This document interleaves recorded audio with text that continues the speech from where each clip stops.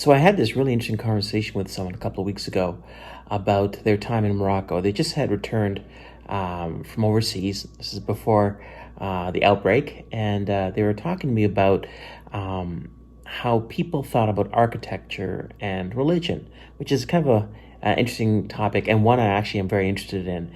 So he was in Morocco and he was just experiencing all the buildings and the temples and the sacred spaces and just noticing the architecture of it. And we were talking about it.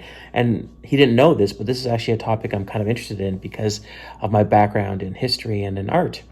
And I said to him, that humanity has always tried to grasp hold of something that was sacred by the things that they built. And I said, as a matter of fact, some of the greatest buildings in the world have sacred intentions. I mentioned Machu Picchu, Taj Mahal, the Great Pyramids of Giza, and of course the cathedrals of Europe. I was in Ecuador a number of years ago, and we visited this basilica there, and I can't remember the name of it. I just remember walking in and just staring straight up at the ceiling. And it almost seemed as if, there was no ceiling. It just kept going and going. And eventually there was a ceiling, but of course the stained glass windows, and it was just incredible. And one of the things you understand about cathedrals, one of the things you can research when you look at the construction cathedrals is that they were trying to use negative space. Negative space just simply means the absence of anything, right? In modern architecture, they fill every space with stuff, right? But in the cathedrals, they created all this negative space because they thought that was the best way to create reverence. So the idea was when you walked into a cathedral, you felt small in the space that was above and around you. And that space that was above and around you was meant to be a metaphor for God and God's presence and that sense of awe that it created. And I confess, I absolutely felt that awe, that incredible sense of smallness in this amazing building. The reason I was thinking about this is that at Uptown Community Church, we are live streaming now for an unforeseen future. And not just us, but so many other churches are doing the same thing because we're trying to figure out how can we bring church to the people, which is a funny thing to think about because we actually might have the whole thing backwards. Because what's interesting is that on Sunday mornings now, families are gathering around a television or computer screen, and they're engaging with a service. On Sunday morning when we did our live stream, it was the first one we've ever done. But it was nice to see all these comments in the live chat and people logging in from different locations and just people engaging. And that was the whole point of it.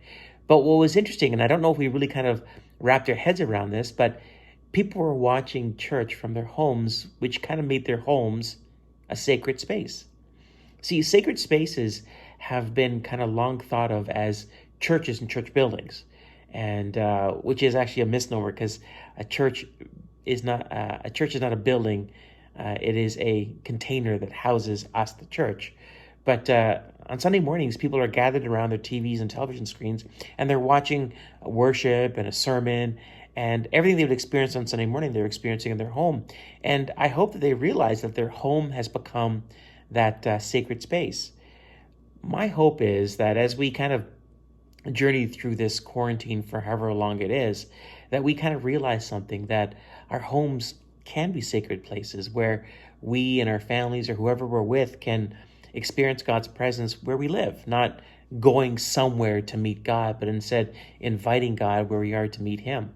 And so Sunday, as you gather around, and if you're part of the Uptown Community Church community, hopefully you'll tune in to see what we're doing. But wherever you are streaming, whatever you are doing, I hope that at some point in time you pause and just look around your living room, your kitchen, your bedroom, wherever it is you're looking, and realize this is sacred.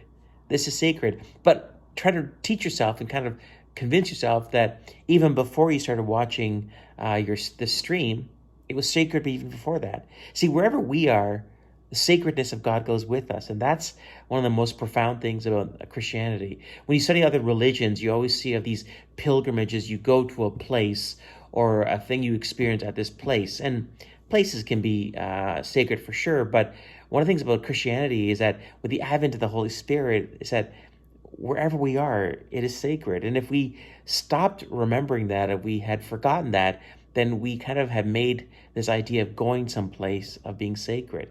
And now that we are forced to be in our homes and watching church and experiencing that, maybe that we're reminded that these places are always sacred. We just perhaps had forgotten it.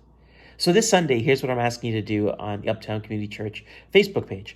We want you to take a picture of you and your family or yourself or whoever is with you watching the stream. Now, the reason we want to do that is kind of to remind people about the sacred spaces. Now, at 9:30 in the morning, we're going to have a post go up, and you can show us where you are getting prepared for your sacred space, whatever that might be. And we'd love to see a picture of where you are watching or preparing to watch the stream, or even watching the stream.